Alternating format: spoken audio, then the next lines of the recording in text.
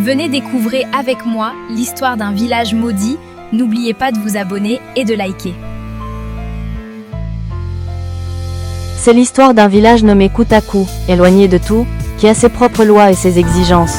Mais tout le monde ne respecte pas les lois et enfreint quelques-uns. Suivons cette histoire captivante. À l'époque, le roi au Mali était un grand roi, respecté de tous. Il était fort, mais un jour tout a changé. Il avait le soutien des dieux, mais à un moment donné, les dieux se taisaient. Le roi alors organisera une cérémonie pour invoquer les lois. Les dieux des ancêtres ont parlé, ils ont ordonné que les enfants de ce tribu ne doivent pas se mêler au sang des autres tribus.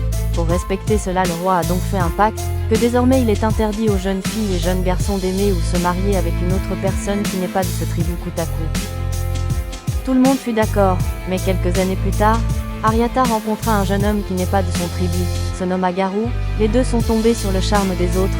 Ariata n'en parla à personne et vit son amour dans la discrétion. Puis un jour, les gens du village ont su cela, alors ils l'ont interdit de revoir son amoureux, sinon ils allaient les offrir aux dieux. Ariata était triste, car elle disait qu'elle n'imagine pas sa vie sans Garou.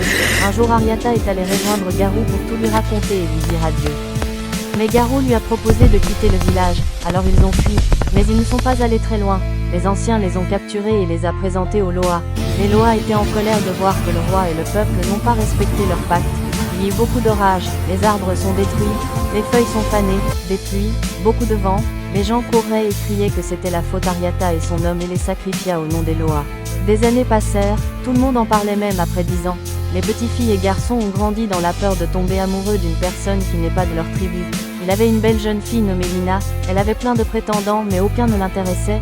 Elle allait chaque jour au marché pour vendre car elle avait perdu ses parents et elle vivait avec son grand-père qui un jour fut tombé malade et mourut. Lina était une jeune fille joyeuse, gentille, tout le monde l'appréciait. Puis un jour, Lina rencontra un jeune homme qui achetait des livres, leurs regards se sont croisés, ce fut le coup de foudre. Des jours passèrent, ils se rencontraient, riaient ensemble. Ils parlaient de leur famille, mais un jour Lina lui dit qu'il ne l'avait jamais vu dans son village auparavant. Ce dernier lui explique qu'il n'est pas du village et le visage Lina changea. Le garçon remarqua cela, lui a demandé « Qu'est-ce qu'il y a ?» Lina alors lui expliqua ce qui s'était passé et qu'elle n'a pas le droit d'être avec une autre personne venant d'un autre tribu.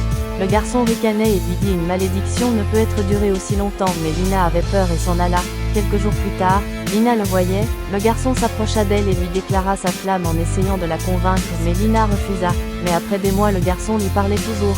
Lina finit finalement par être avec lui et aussi déclara son amour. Et un jour, un des garçons du village a vu Lina avec ce garçon. Il est allé auprès des anciens pour leur raconter cela. Les anciens ont interpellé Lina afin de lui poser des questions, et elle affirma que c'était vrai, alors ils l'ont demandé de ne plus voir ce garçon.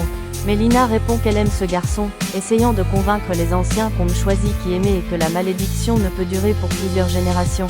Mais les anciens ne l'écoutaient pas, alors ils l'ont donc enfermé à un endroit et discutant ce qu'ils vont faire. Des jours passés, le garçon s'est rendu au village car il ne voyait plus Lina. Demandant quelques personnes pour Lina, ils ont dit ce qui se passait. Le garçon s'est rendu chez les anciens afin de les convaincre de relâcher Lina, mais il refusait et déclara la sacrification de Lina parce qu'elle avait désobéi aux lois. Le jour avance, ils se sont réunis mais Lina avait peur. Essayant de se sauver, criait avec force. Lina criait, mais personne ne l'entendait. Le garçon alors prit quelques hommes de son village avec lui et part dans le village Koutakou pour libérer Lina.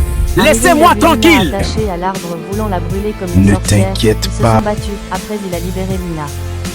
Ils sont partis pour se reconstruire dans une autre ville, pour continuer à vivre leur amour sans peur d'être sacrifiés.